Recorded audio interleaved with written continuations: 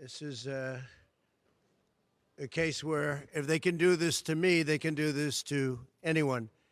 And these are bad people. These are, in many cases, I believe, sick people. When you look at our country, what's happening where millions and millions of people are flowing in from all parts of the world, not just South America, from Africa, from Asia, from the Middle East, and they're coming in from jails and prisons, and they're coming in from mental institutions and insane asylums. They're coming in from all over the world into our country. And we have a president and a group of fascists that don't want to do anything about it because they could right now, today, he could stop it. But he's not. They're destroying our country. Our country is in very bad shape. And they're very much against me saying these things. They want to raise your taxes by 4 times. They want to stop you from having cars with their ridiculous mandates that make it impossible for you to get a car or afford a car. But make it very possible for China to build all of our cars. It's a very serious problem that we have. We just went through one of many experiences where we had a conflicted judge, highly conflicted. There's never been a more conflicted judge. Now, I'm under a gag order, which nobody's ever been under. No presidential candidate's ever been under a gag order before. I'm under a gag order, nasty gag order, where I've had to pay thousands of dollars in penalties and fines and was threatened with jail. Think of it. I'm the leading candidate. I'm leading Biden by a lot, and I'm leading the Republicans to the point where that's over. So I'm the leading person for president, and I'm under a gag order by a man that can't put 2 sentences together. And nobody's ever seen anything like it. So we have a judge who's highly conflicted. You know what the confliction is. Nobody wants to write about it, and I'm not allowed to talk about it. If I do, he said, I get put in jail. So we'll play that game a little bit longer. We won't talk about it, but you're allowed to talk about it. I hope you do, because there's never been anybody so conflicted as this. As far as the trial itself, it was very unfair. We weren't allowed to use our election expert under any circumstances. You saw what happened to some of the witnesses that were on our side. They were literally crucified by this man who looks like an angel, but he's really a devil. He looks so nice and soft. People say, oh, he seems like such a nice man. No, unless you saw him in action. And you saw that with a certain witness that went through hell. And when we wanted to do things, he wouldn't let us do those things. But when the government wanted something, they got everything. They got everything they wanted. It was a rigged trial. We wanted a venue change where we could have a fair trial. We didn't get it. We wanted a judge change. We wanted a judge that wasn't conflicted. And obviously he didn't do that. Bragg is down watching a trial on what they call crimes. They're falsifying business records. That sounds so bad. To me, it sounds very bad. You know, it's only a misdemeanor, but to me, it sounds so bad. When they say falsifying business, that's a bad thing for me. I've never had that before. I'm falsifying. You know what falsifying business records is? In the first degree. They say falsifying business records. Sounds so good, right? It means that legal expense, I paid a lawyer, totally legal. I paid a lawyer a legal expense. And a bookkeeper, without any knowledge from me, correctly marked it down in the books. A very professional woman, highly respected, she testified, marked it down in the books as a legal expense. So a legal expense, paid a lawyer, is a legal expense in the books. It's not sheetrock, construction, or any other thing. It's a legal expense. Think of that. This is what the falsification of business records were. And I said, what else are you going to call it? What else are you going to call it? Now, I would have testified. I wanted to testify. The theory is you never testify, because as soon as you testify, anybody, if it were George Washington, don't testify, because they'll get you on something that you said slightly wrong, and then they sue you for perjury. But I didn't care about that. I wanted to. But the judge allowed them to go into everything that I was ever involved in, not this case, everything that I was ever involved in, which is a first. In other words, you could go into every single thing that I ever did. Was he a bad boy here? Was he a bad boy there?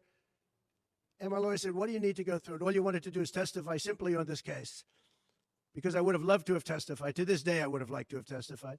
But you would have said something out of whack, like it was a beautiful sunny day and it was actually raining out. So the whole thing is legal expense was marked down as legal expense. Think of it. This is the crime that I committed, that I'm supposed to go to jail for 187 years for. It can't be allowed to happen to other presidents. It should never be allowed to happen in the future. But this is far beyond me. This is bigger than Trump. This is bigger than me. This is bigger than my presidency. And the people understand it because I just see a poll just came out, the Daily Mail. That was the first one, came out. It was done last night right after the verdict, where I'm up 6 points. 6 points from what we already were. We were leading fairly substantially. We're up 6 points in the Daily Mail poll. Now, maybe other polls come out and says something differently. But a lot of people have predicted it because the public understands, and they understand what's going on. This is a scam. There's a rigged trial. It shouldn't have been in that venue. We shouldn't have had that judge. He should have allowed us to have an election expert. We had the best expert, most respected expert, head of the Federal Elections Commission. He was all set to testify. He was waiting for 2 days. And when it was his turn, Bragg's people protested. And the judge knocked him out, said, you can't testify. He actually said you can't testify for anything having to do with the trial. You can say what the federal elections is. Well, that doesn't help. Everybody knows that. But you can't testify. So essentially, he wasn't able to testify. Other people weren't able to testify. But with these people, they were able to use people salacious. By the way, and nothing ever happened. There was no anything. Nothing ever happened, and they know it. But they were as salacious as they could be, and it had nothing to do with the case. But it had to do with politics. And do you notice the timing? The timing was perfect. This case was dead. It was dropped by every agency, every governmental board. It was dropped by the highly respected Southern District. They said, no, there's no case here. It was dropped by federal election, and that's what it's about. This is about a federal election, not a state election. You're not even allowed to look at it. They took the state and the city, and they went into a federal election. They're not allowed. The people from federal election, Southern District, and Washington dropped the case. Everybody dropped the case. There was no case. Cy Vance dropped the case. And when Bragg came in, he said, this is the most ridiculous case I've ever seen. And who would have a certain person, again, gag order, who would have a certain person like this ever testify? He said, this is essentially one of the worst people I've ever seen ever to testify. He said, the craziest case I've ever seen. This is Bragg. Then when I announced I was running for president, a long time later, they decided to revive this case. And they got a judge, Judge Marchand, who was responsible for another case that was also brought. It destroyed the life of a very good man, by the way. Destroyed the life of a very good man who went to prison once, and then they just put him in prison again because they said he lied. He didn't lie. I looked at the statements he made. In fact, he didn't remember something, and they put him in jail. Again, they've destroyed him. With me for many years, he was an honorable person. He was an honest man.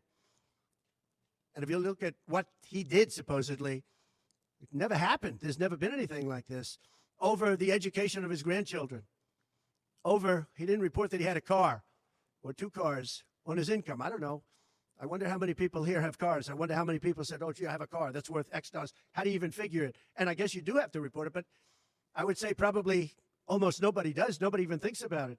They put this man, they destroyed this man, but they put him in jail again because they didn't want him to testify.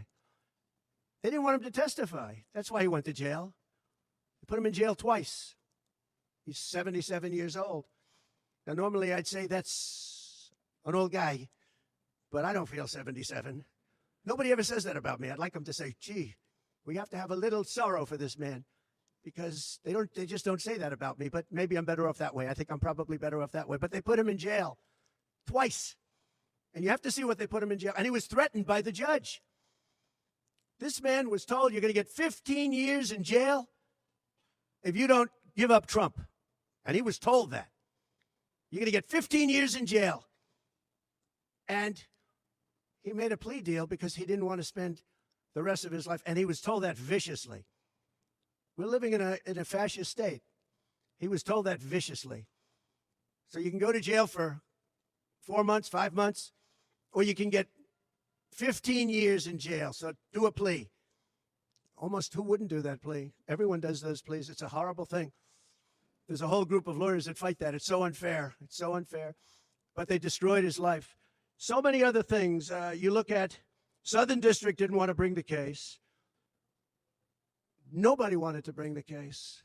And then you know who didn't want to bring the case most of all is Bragg. Bragg didn't want to bring it. But then he brought it, and they tried to make it a different case. They didn't say legal expense equal legal expense. Again, if I wrote down and paid a lawyer, and by the way, this was a highly qualified lawyer. Now, I'm not allowed to use his name because of the gag order. But, you know, he's a sleazebag. Everybody knows that. Took me a while to find out. But he was effective. He did work. But he wasn't a fixer. He was a lawyer. You know, they like to use the word fixer. He wasn't a fixer. He was a lawyer. At the time, he was a fully accredited lawyer. Now, he got into trouble not because of me. He got into trouble because he made outside deals, and he had something to do with taxi cabs and medallions, and he borrowed money. And that's why he went. And then he pled to three election violations. And as soon as I saw that, I said, I wonder why he did that. He pled. He took a deal. Now, he took a deal because he wanted to get off. In other words, I'll take a plea deal, and I want to get off. And he wanted to make a deal with the Southern District. And they wrote the worst report I think I've ever seen on any human being, other than the report that was written on James Comey by the Inspector General, a very great Inspector General, actually, wrote a report that was so bad. This one was possibly worse. The Southern District, the judge didn't let us use it. He said, it's hearsay. I said, it's not hearsay. Wouldn't let us use it. This is about the man.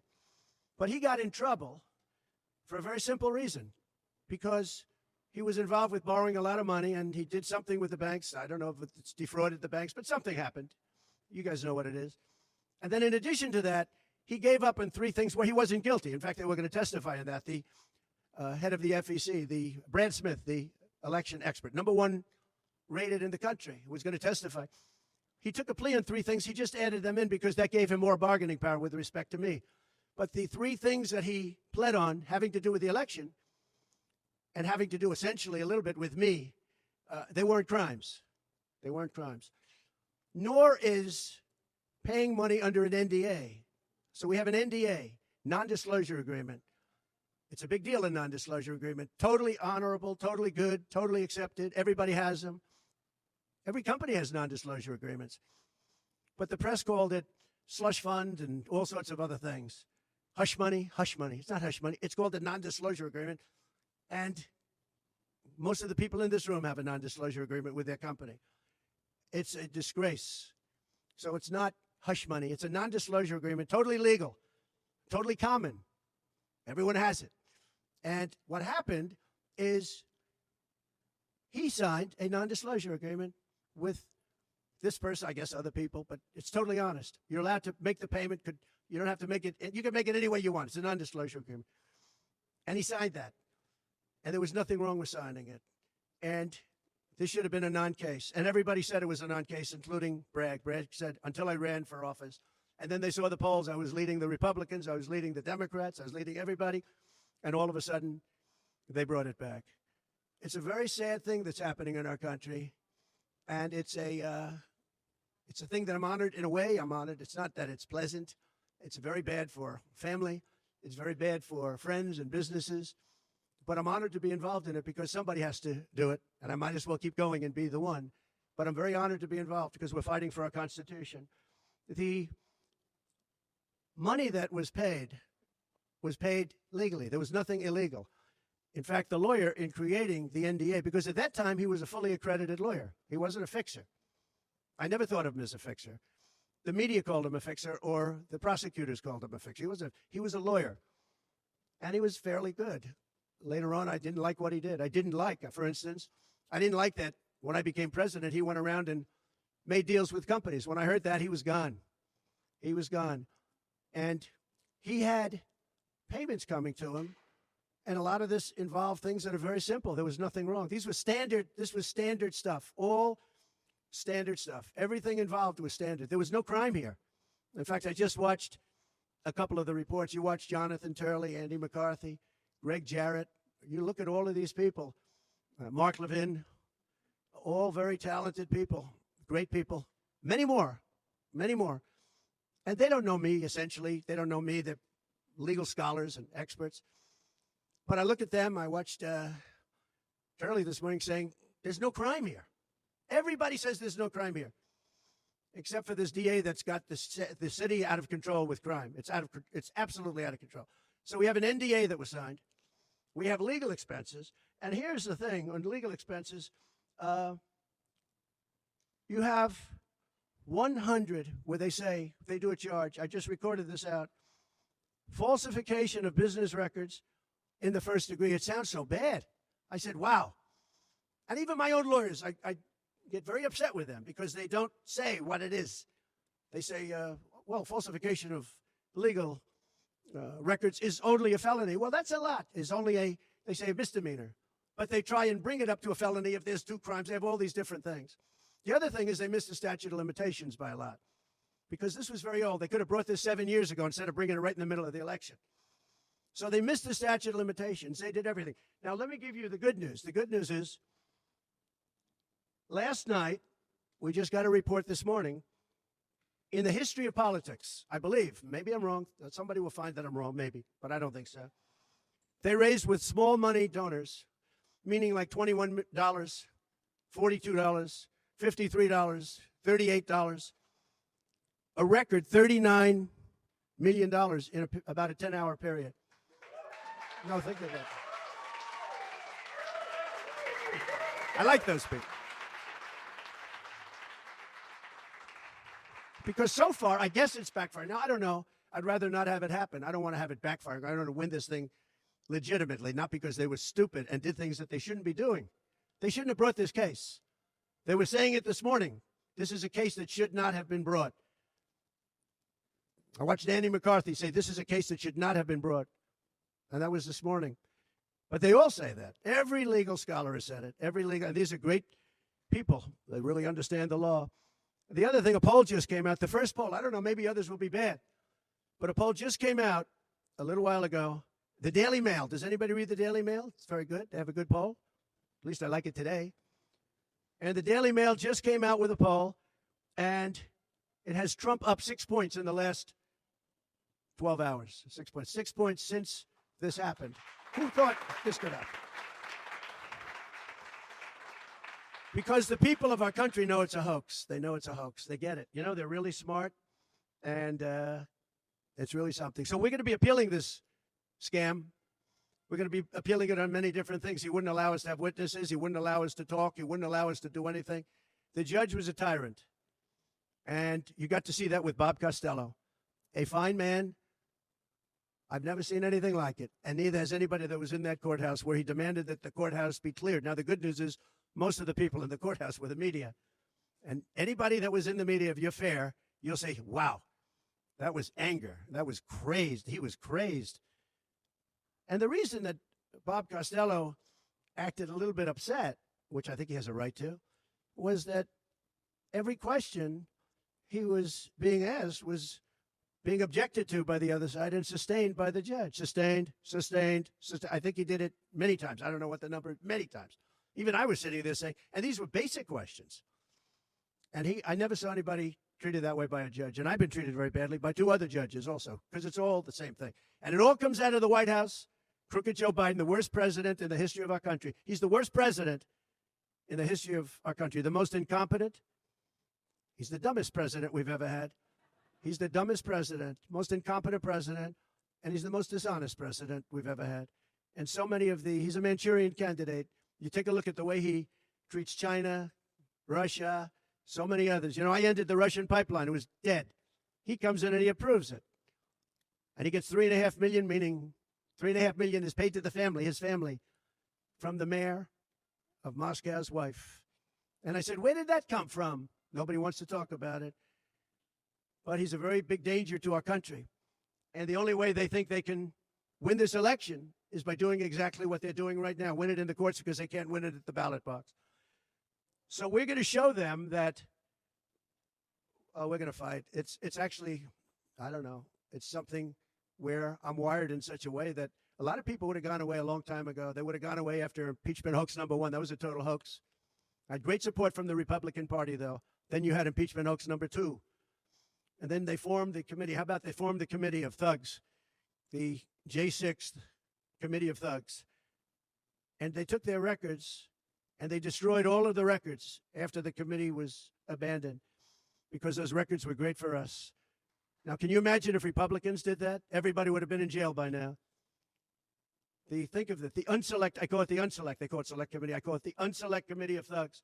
They meet, it's 100% Democrat and 2 past Republicans that are no longer Republicans, that are no longer in business anymore, thank you. But it was all Democrats and 2 wayward Republicans. Liz Cheney and crying Adam Kinzinger. He cries every time he goes on television. He's the most emotional human being I think I've ever seen. And that was our representatives. These 2 people were our rep.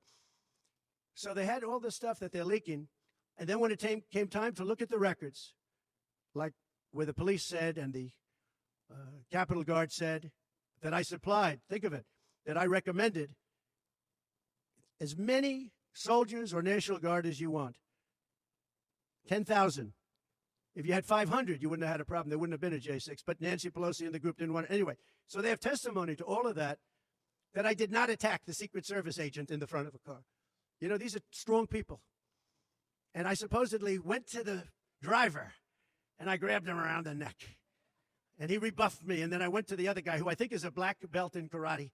And he's slightly younger than me, maybe 35 years, 40 years, 50 years.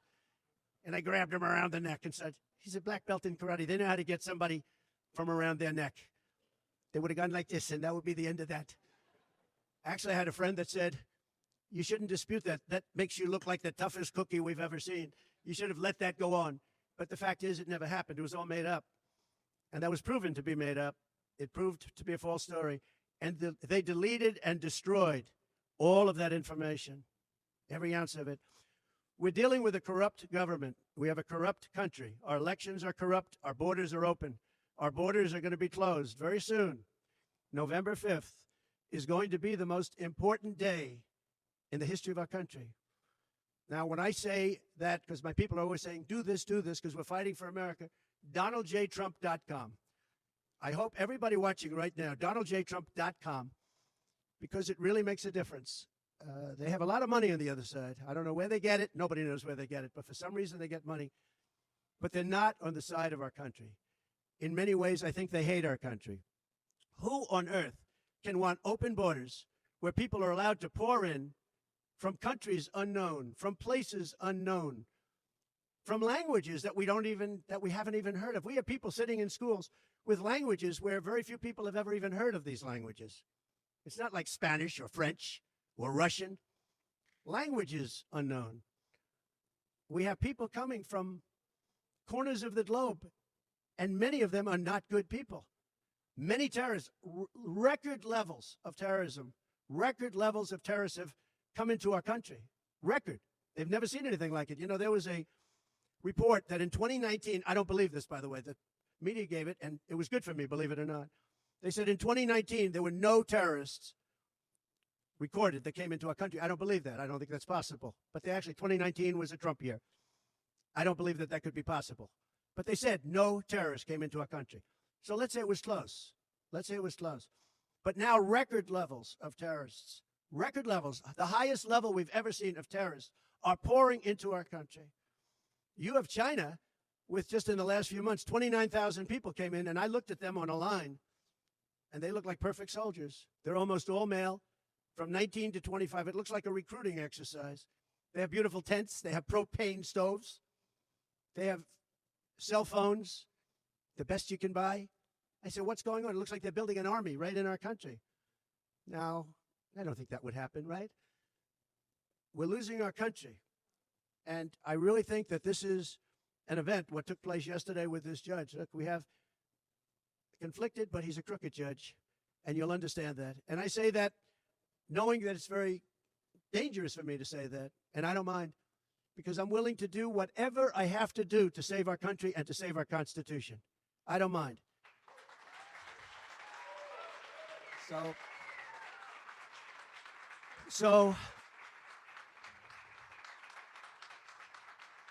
thank you. So we will continue the fight. We're going to make America great again. Very simple.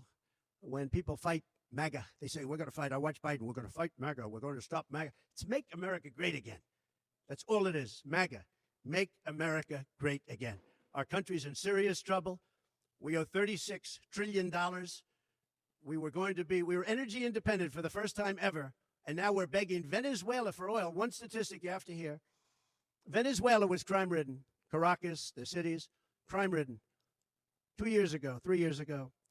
They just reported a 72% drop in crime in the last year because all of their criminals, most of them, and the rest are coming in now, the ones that didn't come in. In Venezuela, their prisons have been emptied into the United States. Their criminals and drug dealers have been taken out of the cities and brought into the United States. And that's true with many other countries. The Congo has just released a lot of people from jail. Congo, Africa, just released a lot of people from their prisons and jails and brought them into the United States of America. This is what's happening to our country.